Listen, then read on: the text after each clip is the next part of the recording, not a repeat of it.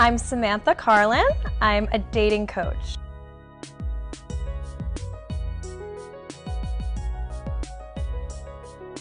It's still coming into fruition of what exactly that means to be a dating coach. I see people all the time who need my help. In order for somebody to even be able to see a dating coach, you have to have a certain degree of bravery and humility.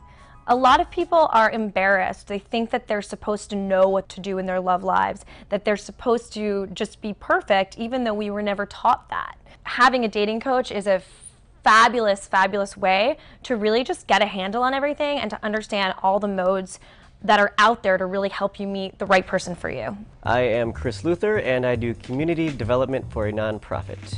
A normal workday for me starts around 8:30, and I start doing stuff for our website, working on blast emails, things like that. My focus is not to teach somebody how to pick up a chick or pick up a guy. It's how do you naturally attract someone? How do you obtain the energy that's necessary to attract that person? And that has to do with a lot of more inner work. I want to meet a girl. I like hanging out with girls, I love girls. So I'm thinking that maybe talking to her I might discover something myself. I'd have no long-term relationships. Maybe I should find out why and how to make myself better. Hey, Chris. Hi. Samantha, right? Samantha, so nice to meet you. Nice to meet you.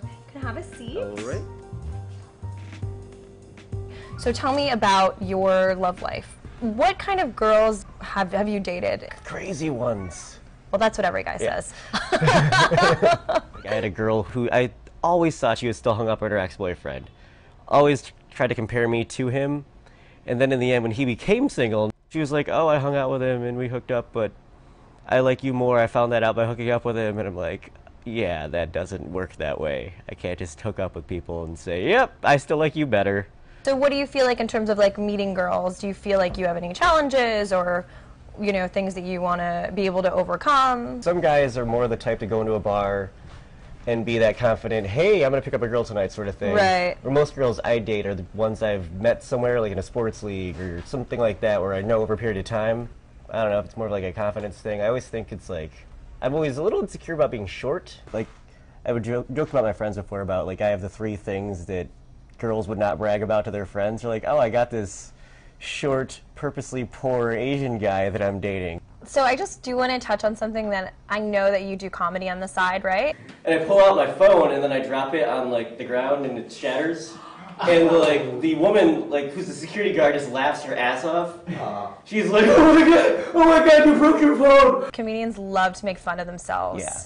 And I know that it can be really funny, but it can also, by consistently kind of deprecating yourself, although it may be funny to other people, it actually starts to sink in after a while. Because the things that we say, they sink in. I would say I hide behind some jokes for insecurities. It's like a defense mechanism, I guess. If I can point out my own faults, I've defanged somebody else of thinking those faults about myself. I love that you're funny, and I think it's a great thing about you, but it doesn't always have to be funny on behalf of yourself.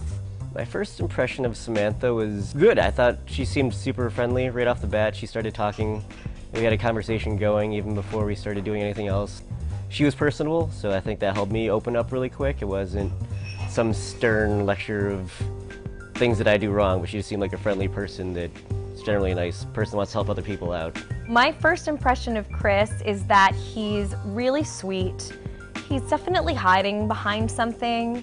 And I think it's that whole kind of self-deprecating, have to be cool attitude. It's so interesting to me that he focuses so much on his height, whereas he's actually a pretty attractive guy. And so you wouldn't think when you see him, oh, look, that guy is short. But yet that's how he's created this perception of himself. He's using his height as an excuse to fail. I've always thought of myself as a confident person. But it's weird how she was bringing up more of, like, I bring up a lot of negative things, which I never really thought because I noticed it in other people. So I never thought of myself that way. So maybe I've been thinking of myself not as confident as I can be or as positive as I can be. So I'm kind of reevaluating, I guess. Chris's biggest hindrance is his guard. I think we really need to kind of unleash the gates for him to really be able to let out who he is, because I only see that in shades right now. I don't really see the full Chris. You'll see guys that walk into a bar, he visualizes that success. I am going to be hilarious tonight. So having a firm handshake says to a woman that you're actually better in bed. This all sounds great on paper. Can I do it?